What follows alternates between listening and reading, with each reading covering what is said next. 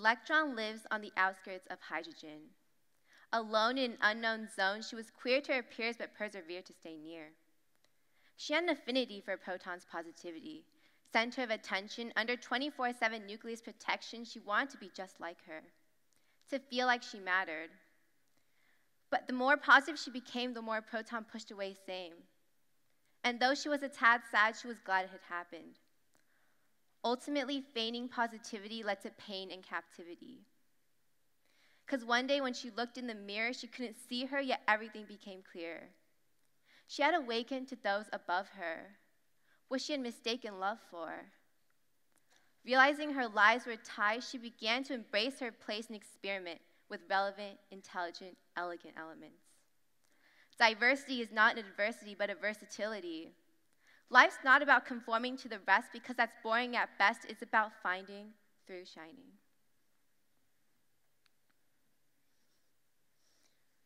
My poem, Electropositive, is about my personal story of identity. But on a larger scale, it is about society's push for conformity.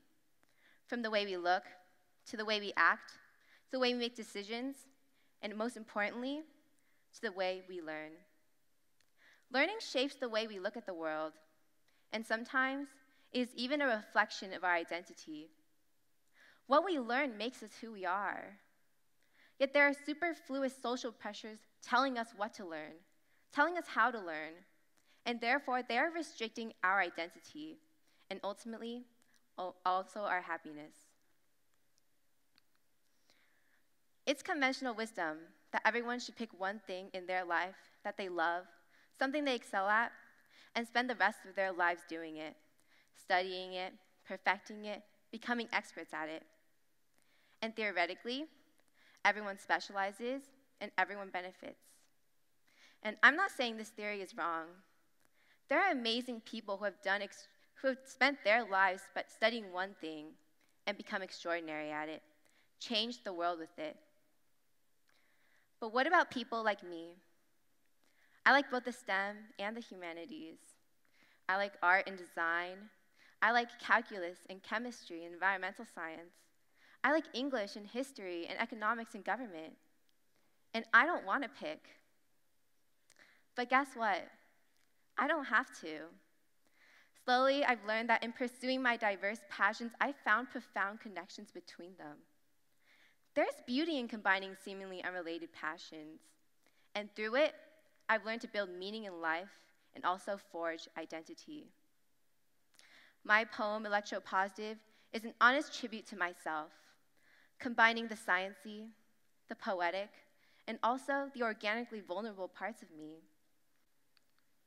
For AP Art, I did a piece called What a Turtle Has to Carry on Its Back, and it combines my design skills with environmental knowledge. I combine my skills in a way to help the world, to spread a message about environmental degradation.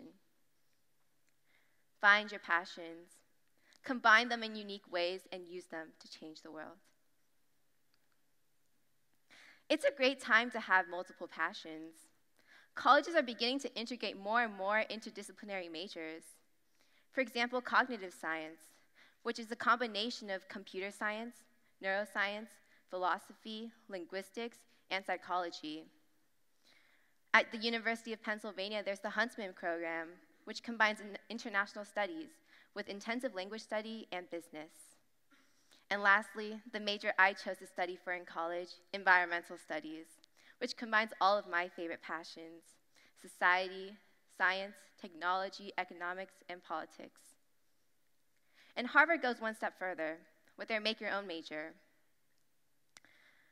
Innovation often occurs at the intersection of disciplines. And in fields like the green sector, which will employ the future solvers of climate change, it requires a multidisciplinary approach. We are all unique because we have multiple yet different passions, and it is the combination of these that will create true diversity.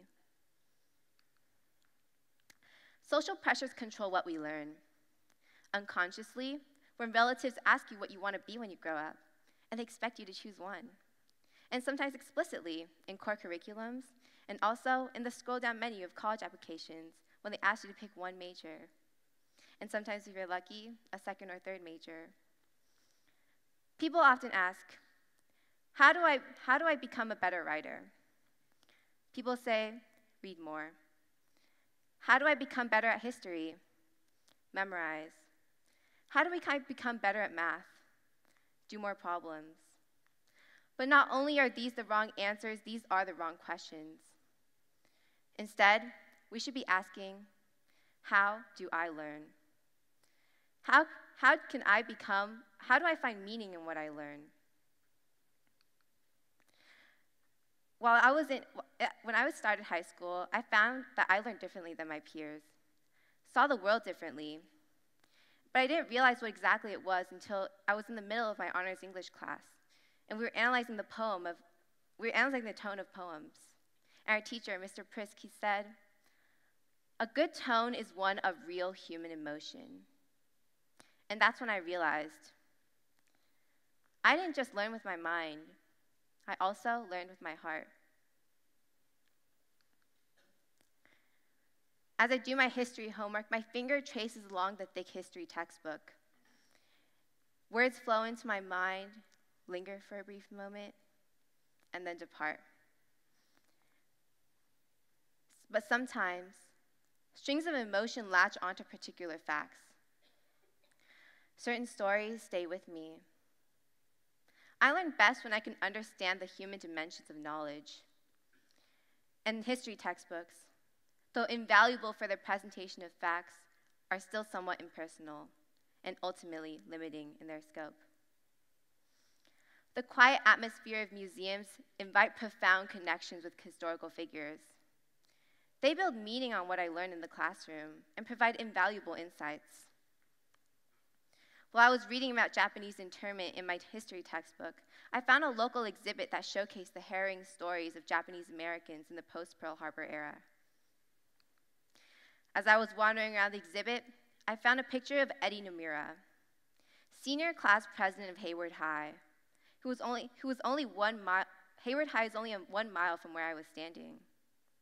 As I began to look at the picture, he's sitting on his suitcase, waiting for his internment bus. As I began to put myself into his shoes, feeling what it was like to have to abandon home, to abandon his friends, to abandon school, in the middle of college applications. And at that moment, the words Executive Order 9066 in my textbook transcends words. History is far more than facts or statistics. It is a collection of personal stories that resonate timelessly. And it's stories like Eddie's that remind me of the extent to which historical events can transform individual lives.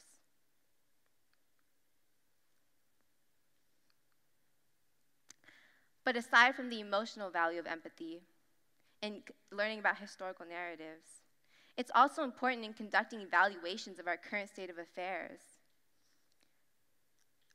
From the perspective of our founding fathers, guns are a fundamental right, and over time it has been deeply imbued into our culture. But the consequences cannot be ignored. The perspective of Marjorie Stoneman Douglas High School student Kelsey Friend, who faces constant anxiety every single time she goes to school, whose favorite teacher crumpled round to the floor right in front of her. Her perspective cannot be ignored. As a pre-registered 17-year-old voter, I stand with Kelsey Friend by striving to become an educated voter, infusing empathy into the consideration of multiple perspectives in order to foster higher-order thinking and better public policy. History is far more than memorization, and English far more than reading or writing. Empathy drives my curiosity and imparts an idiosyncratic motivation for me to learn. It allows me to completely immerse myself into a subject.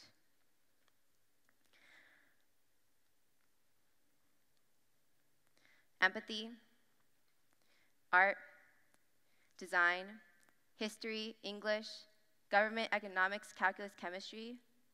What I learn is who I am.